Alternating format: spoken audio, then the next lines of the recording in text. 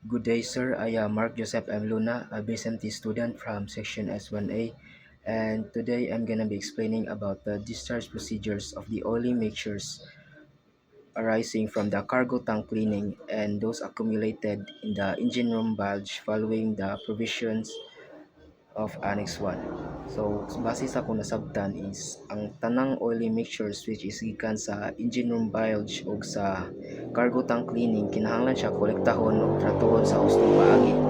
Dili na siya basta-basta ilabay o i-discharge sa dagat. Kinahanglan gid siya motugod sa MARPOL Annex 1 ug unsay mga proper procedures sa pag-discharge o pag-transfer sa mga oily mixtures sa barko.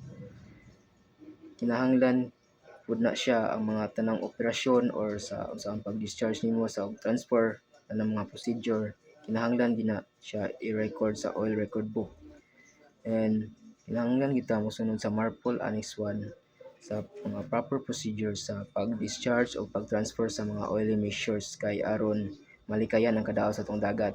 Walay oil pollution o walay oil spill ang mahitabo, which is mao pod na main purpose nga nung naay MARPOL Annex 1, which is to prevent oil pollution and protect the marine wildlife and environment.